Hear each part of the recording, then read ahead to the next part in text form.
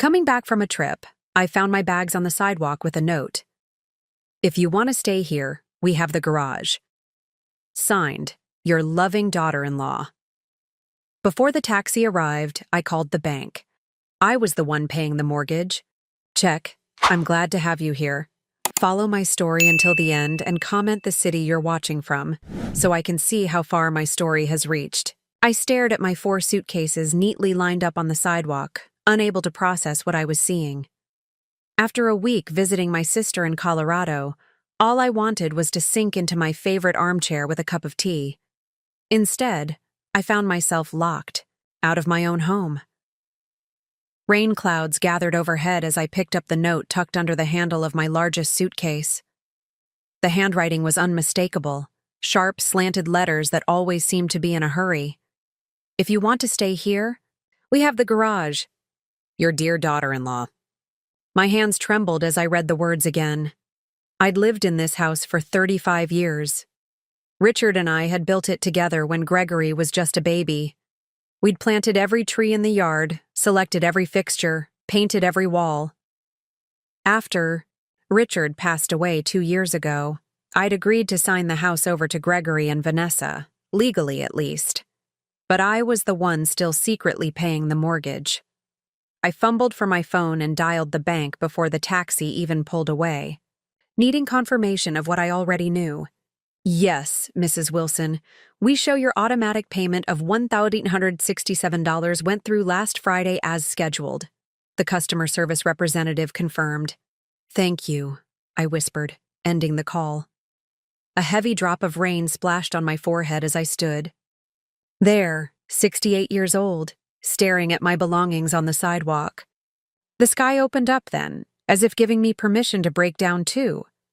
I should have seen this coming. The sideways glances between Gregory and Vanessa whenever I mentioned redecorating my kitchen. The not-so-subtle comments about senior communities, where I wouldn't have to worry about yard work. The way they'd rearranged the living room while I was visiting my sister last Christmas, moving my reading chair to the basement. Small things that weren't so small after all. The garage door was unlocked. Inside, a twin mattress had been placed against one wall, with a small nightstand and lamp beside it. My clothes had been hung on a portable rack. My books, photos, and keepsakes were stacked in cardboard boxes labeled Mom Stuff in Vanessa's handwriting. I sank onto the mattress, the concrete floor cold beneath my feet. Through the small window, I could see the house where I'd raised my son, buried my husband, and apparently lost my place in the world. My phone buzzed with a text from Gregory. Mom, we need the space. Vanessa has been asking for a home office. For months. The garage apartment has everything you need. Don't make this difficult. Don't make this difficult. As if I were the problem. I'd never been one to cry easily, but the tears came then, silent and hot against my cheeks. I thought of all the nights I'd stayed up with Gregory when he had asthma attacks as a child. The second job I'd taken to pay for his college when Richard's business hit a rough patch. The weekends I'd spent watching the grandkids so Gregory and Vanessa could have couple time. And now I was reduced to a burden, an inconvenience to be tucked away in the garage. I didn't respond to Gregory's text. Instead, I called Martha, my oldest friend. Audrey? What's wrong? She asked, immediately sensing the catch in my voice.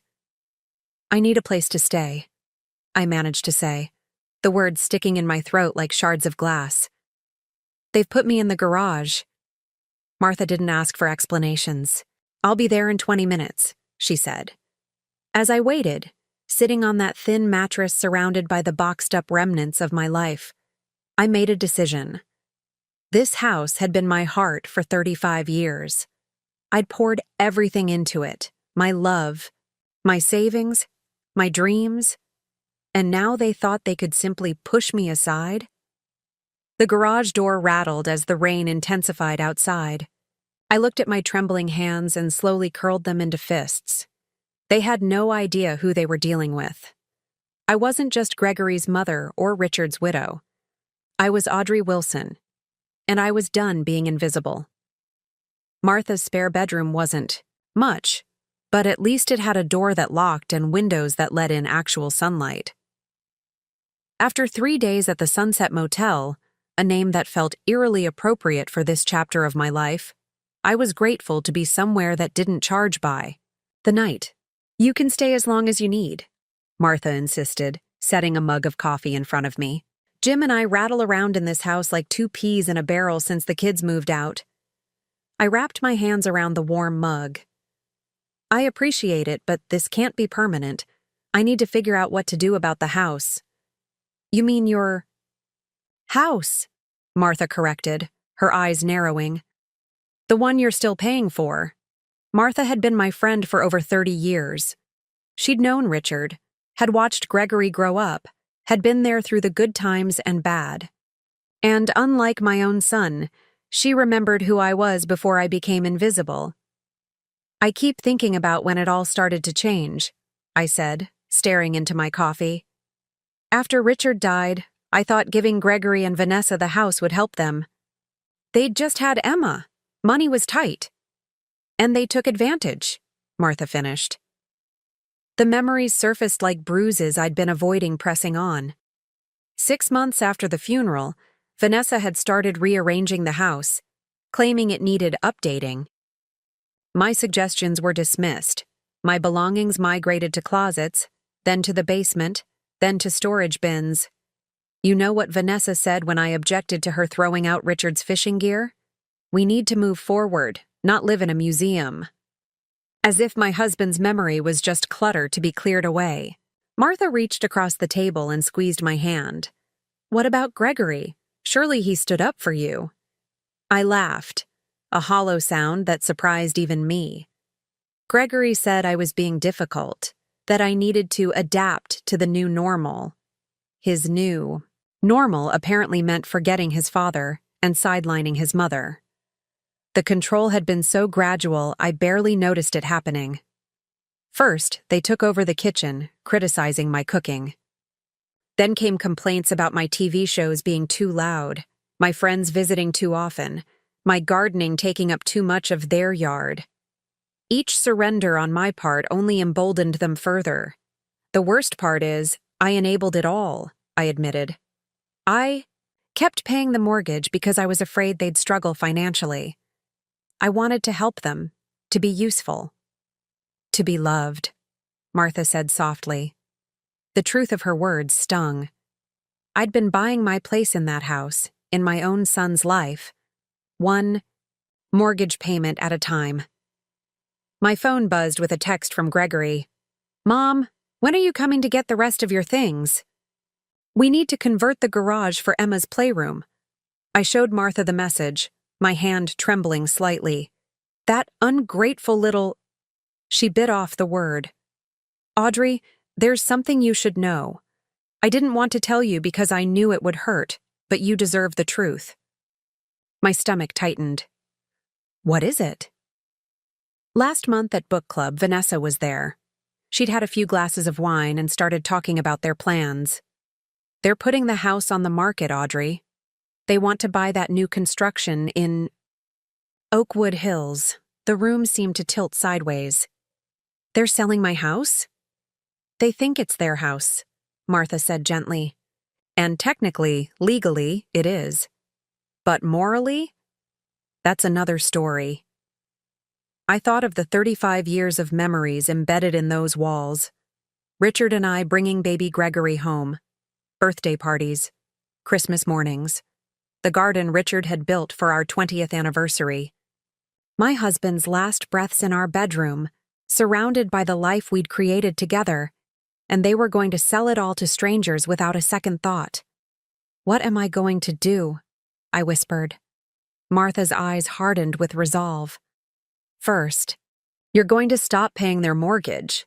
Let's see how quickly their plans change when the bank starts calling." "But what about my credit?"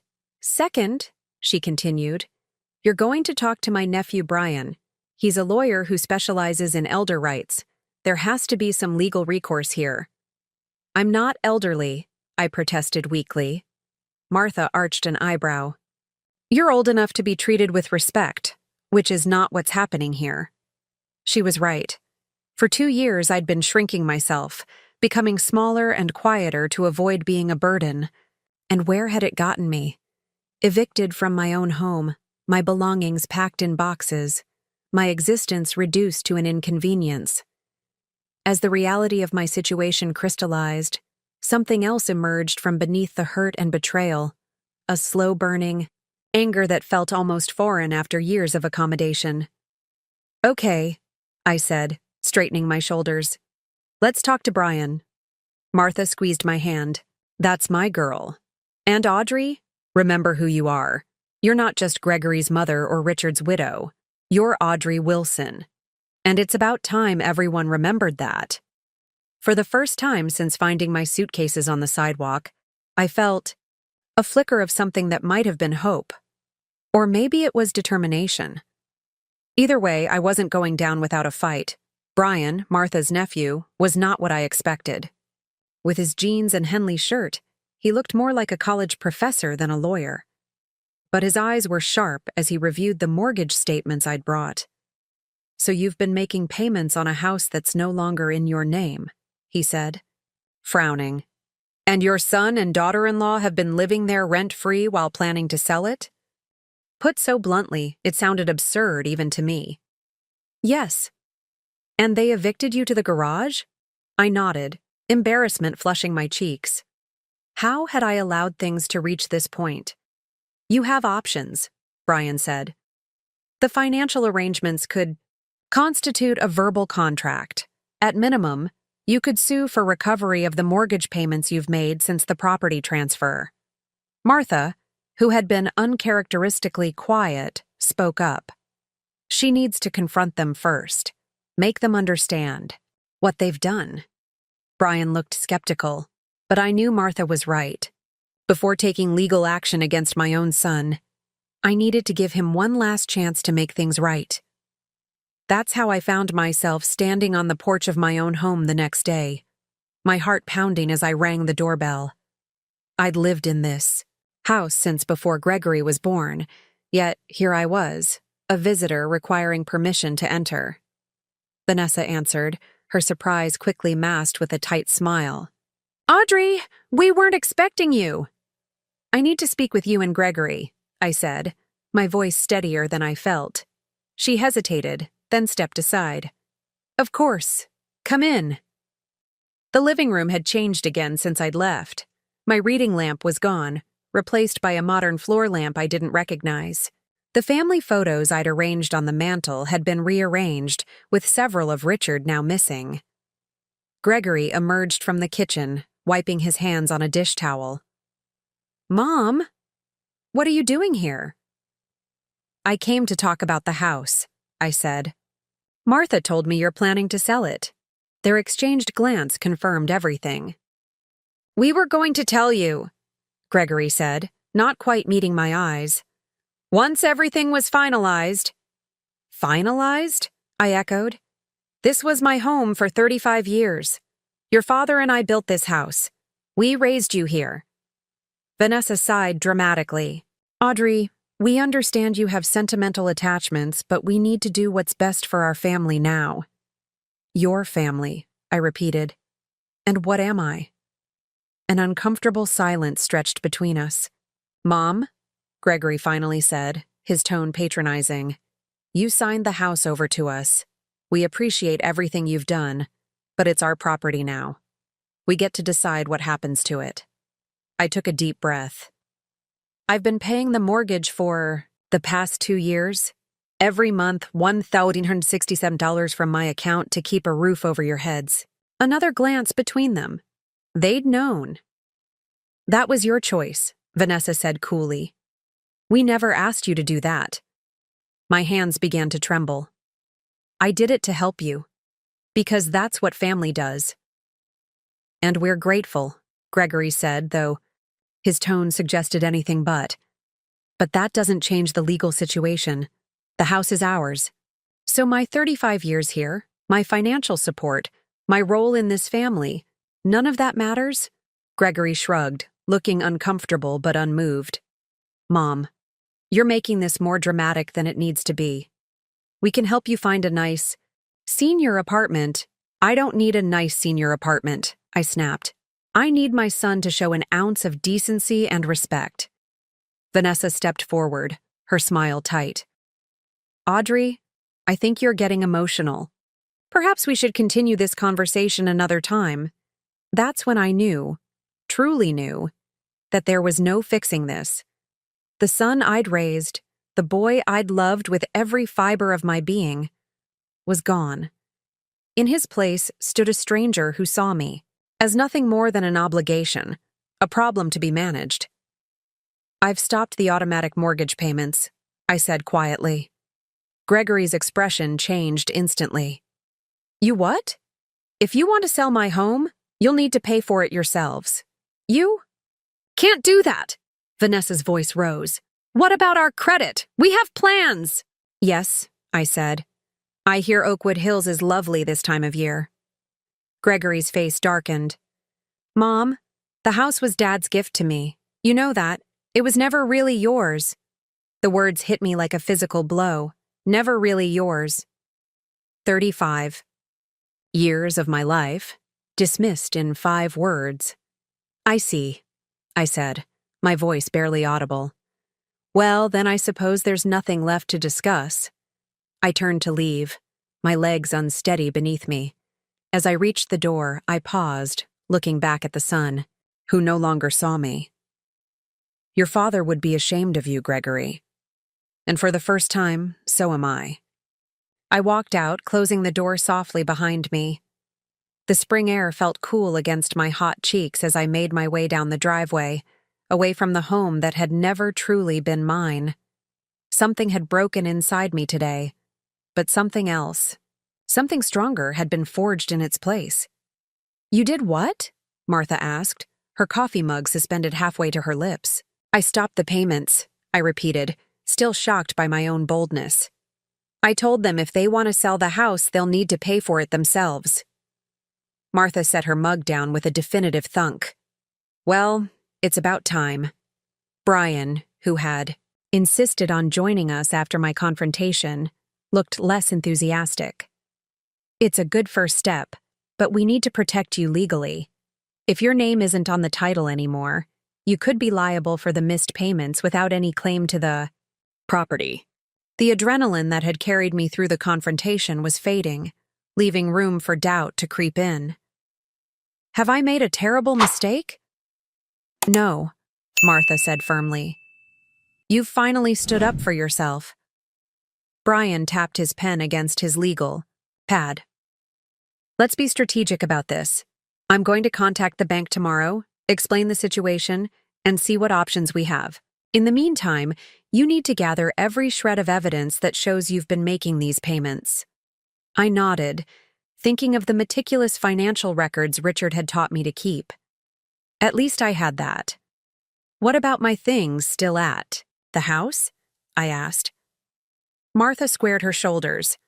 I'll go with you to collect them. If they give us any trouble, I still remember how to swing the softball bat from our community league days.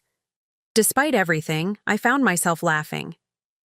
Martha had always been fiercely protective, even back in high school when she'd confronted the girls who'd made fun of my secondhand clothes. I don't know what I'd do without you both, I said, my voice catching. Brian reached over and squeezed my hand. You're not alone in this, Mrs. Wilson. We'll make sure they don't take advantage of you anymore. The next morning, a call came from First Federal Bank. I answered with trepidation, expecting questions about the missed mortgage payment. Mrs. Wilson, this is Trevor Phillips from the mortgage department. We've received a request to discuss the situation with your property on Maple Avenue. I gripped the phone tighter. Yes, that's correct. I understand you've been making payments on a property that's no longer in your name. Our records show consistent payments from your account for the past 26 months. Yes, I confirmed, but I've decided to stop those payments. There was a pause, then, Mrs. Wilson, I don't normally do this, but would you be willing to come into the branch to discuss this further? I think there might be options you haven't considered. 2 hours later, I sat across from Trevor, a kind-faced man about my son's age, as he explained something called an equitable lien. essentially by consistently paying the mortgage on a property from which you derive no benefit. You may have established an interest in the property, even without being on the title. Hope fluttered in my chest. What does that mean exactly? It means you could potentially place a lien on the property for the amount you've contributed. They wouldn't be able to sell without addressing that lien. For the first time since finding my suitcases on the sidewalk, I felt a glimmer of control returning. "There's something else," Trevor said, lowering his voice slightly. "Your son called this morning, quite upset about the missed payment. He seemed unaware of how mortgages work. I wasn't surprised. Gregory had always relied on others to handle the practical aspects of life. First Richard and me, now Vanessa. And apparently my monthly payments. What did you tell him?" "That missed payments affect credit scores and could eventually lead to foreclosure proceedings," Trevor said. He didn't take it well. As if on cue, my phone buzzed with a text from Gregory. "Mom, we need to talk about the mortgage, ASAP." I showed Trevor the message. "What would you like to do, Mrs. Wilson?" he asked. It was such a simple question, but no one had asked me that in years. What did I want? Not just regarding the house, but with my life? I thought of the confrontation with Gregory and Vanessa, their casual dismissal of my contributions, their assumption that I would continue to finance their dreams while being relegated to the garage. "I want what's rightfully mine," I said, surprising myself with the firmness in my voice. Trevor nodded, respect evident in his expression. "Then let's make that happen." That afternoon, armed with information from Trevor and legal advice from Brian, I took another unexpected step in my new life. I applied for a job. The help wanted sign in the window of Rosie's cafe had caught my eye as I walked back to Martha's house. "You want to wait tables?" Martha asked, eyebrows raised when I told her. "I was a waitress all through college," I reminded her, "and I need my own income, my own life. I can't just hide out in your spare room forever." Martha considered this. "Well, Rosie's does have the best pie in town." 2 days later, I had my first shift. My feet ached and my back screamed by the end of it. But the tips in my pocket were mine, earned by my own hands. The simple satisfaction of that was something I hadn't felt in years. When I returned to Martha's, exhausted but oddly invigorated, there were 6 missed calls from Gregory on my phone. I listened to the first voicemail. "Mom, the bank called about the mortgage. They mentioned something about a lien? What are you doing? Call me back immediately." I deleted it without listening to the others. For once, Gregory would have to wait for my convenience, not the other way. Around, Martha brought me a glass of wine and sat beside me on the porch swing. "How does it feel?" she asked softly. I considered the question, watching the sunset paint the sky in shades of pink and gold. "It feels like I'm finally waking up," I said. "Like I've been sleepwalking since Richard died.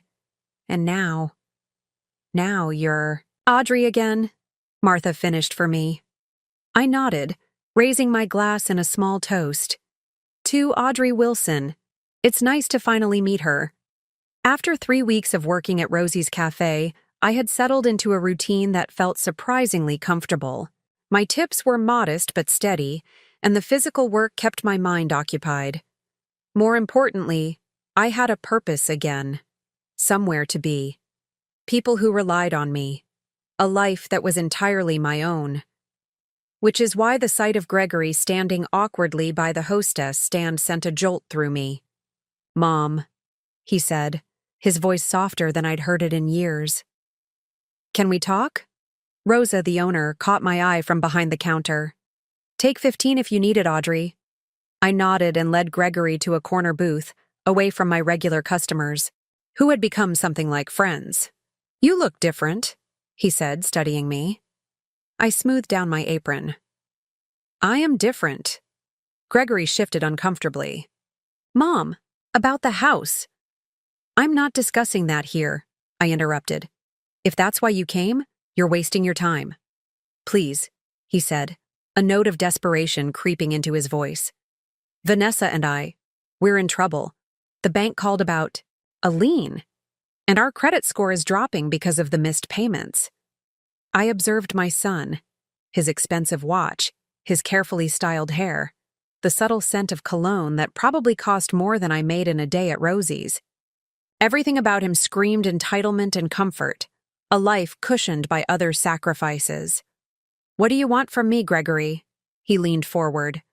We need you to lift the lien and resume the payments, just until we can sell the house. The sheer audacity of it almost made me laugh. And what do I get in return? We'll make sure you're taken care of, he said, as if offering a great kindness. There's a really nice senior community in Westbrook. Stop, I said, raising my hand. I'm not interested in being taken care of. I've been taking care of myself and you for years. Mom, be reasonable. You can't keep working here. He gestured around the cafe dismissively. You're almost 60. 58, I corrected. And I'm doing just fine. Gregory's face hardened slightly, his mask of contrition slipping. Fine. What do you want? A percentage of the sale? I studied him, this stranger wearing my son's face. I want my home back. He blinked, then laughed nervously. That's not possible.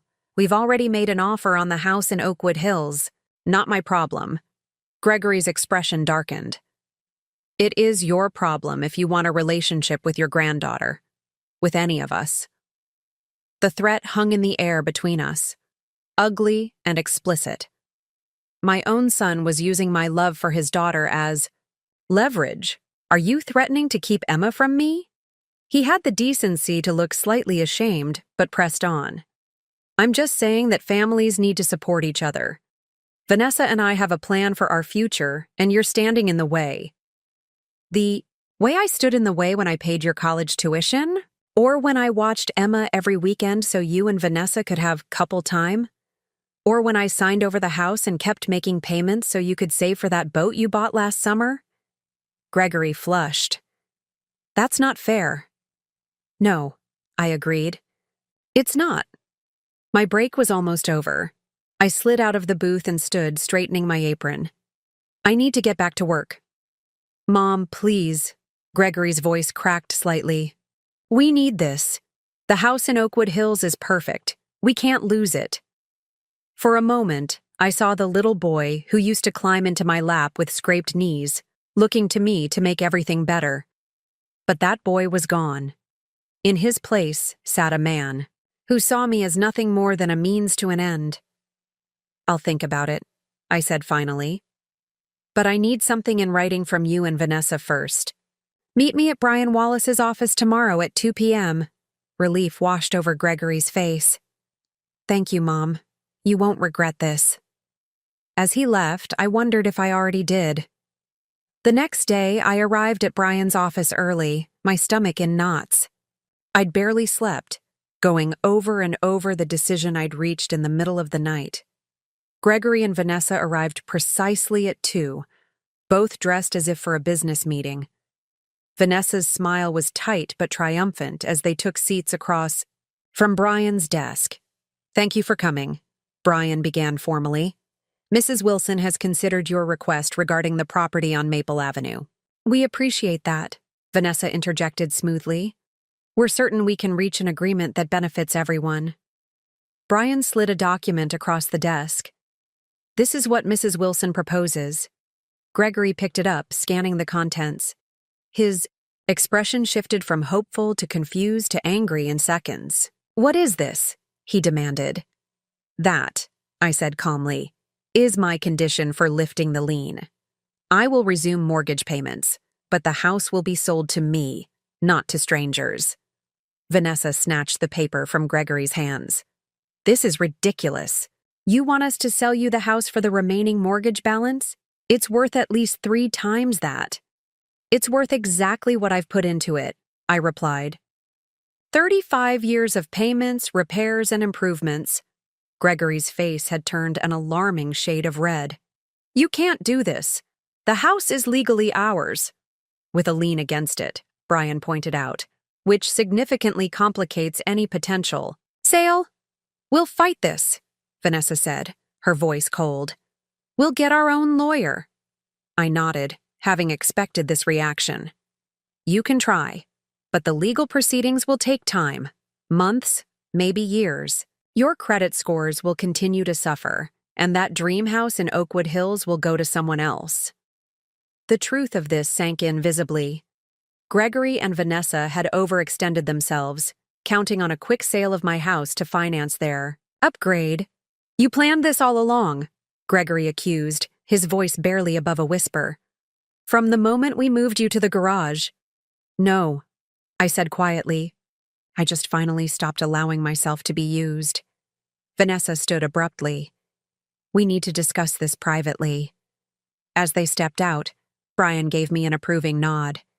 You're doing the right thing, Mrs. Wilson. I wasn't so sure. The look of betrayal in Gregory's eyes haunted me. Had I become as calculating and cold as they were?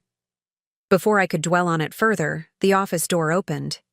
Gregory and Vanessa returned, faces grim but resigned. We'll accept your offer, Gregory said stiffly.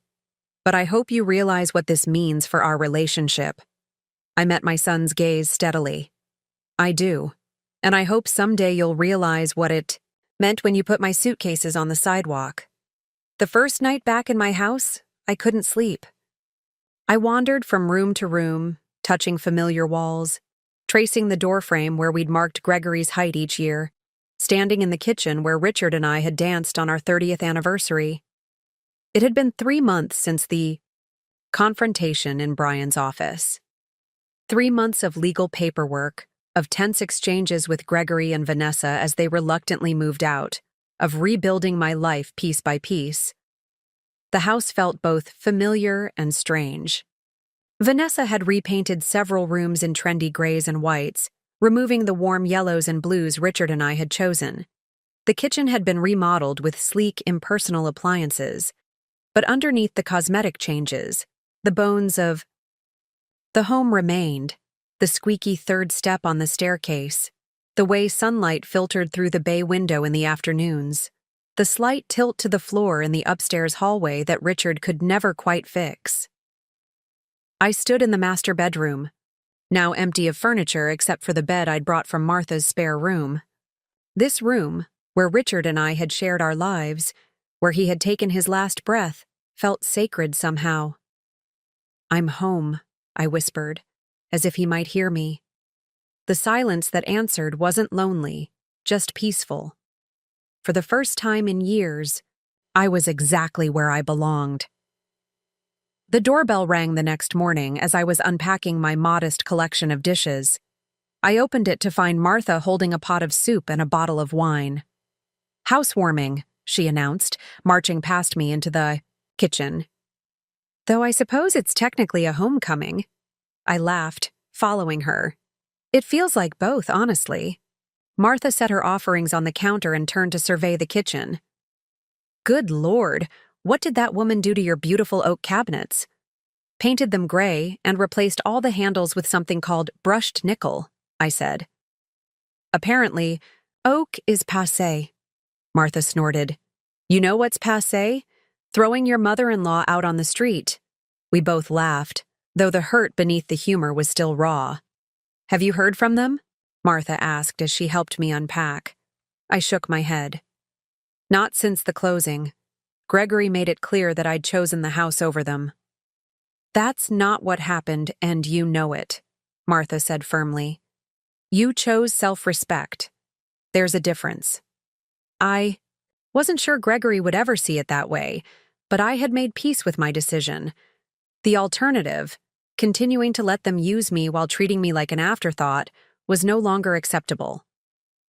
Well, Martha said, opening the wine, to new beginnings. We clinked glasses, and I felt a surge of gratitude for this woman who had stood by me when my own family hadn't. The following weeks brought a steady rhythm to my days. Mornings at Rosie's Cafe, afternoons spent slowly restoring the house to something that felt like mine again. I didn't have the money to replace all of Vanessa's modern updates, But I could add touches that brought back the warmth. Colorful throw pillows, family photos returned to the mantel. Richard's fishing gear hung proudly in the den. One Saturday morning, I was planting tulip bulbs in the front garden when a familiar car pulled into the driveway.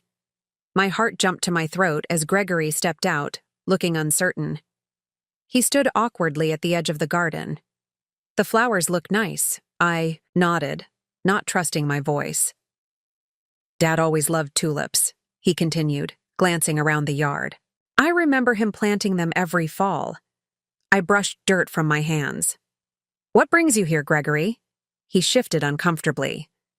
We didn't get the house in Oakwood Hills. I wasn't surprised.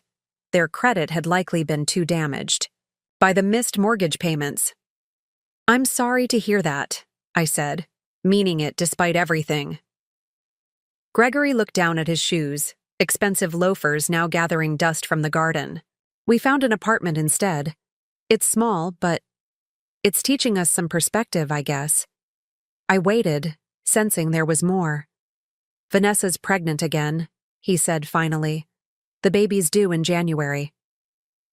Congratulations, I said softly, wondering if this news was meant to hurt me, to remind me of what I'd be missing. Gregory met my eyes for the first time. Emma asks about you. She doesn't understand why we don't visit Grandma anymore. A pain, sharp and sweet, lanced through my heart. I missed my granddaughter fiercely. She's welcome here any time, I said. So are you. Gregory nodded, then hesitated. Mom, I've been thinking about everything, about what happened. I held my breath, not daring to hope for real understanding. I'm not saying we handled things well, he continued, choosing his words carefully. But you chose a house over your family. I don't know if I can forgive that. My momentary hope deflated. He still didn't see it.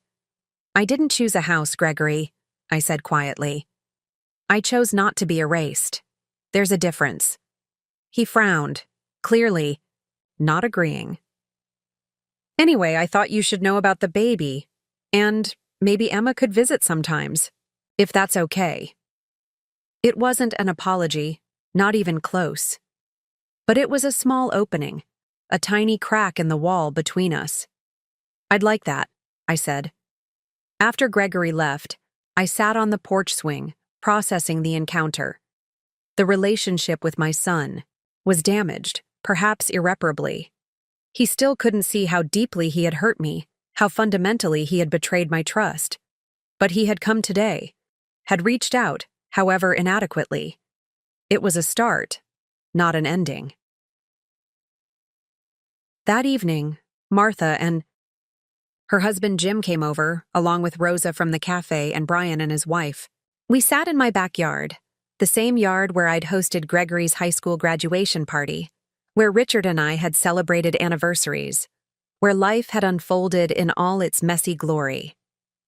As twilight settled around us, the conversation flowing, easily among these people who had become my chosen family, I felt a profound sense of peace wash over me.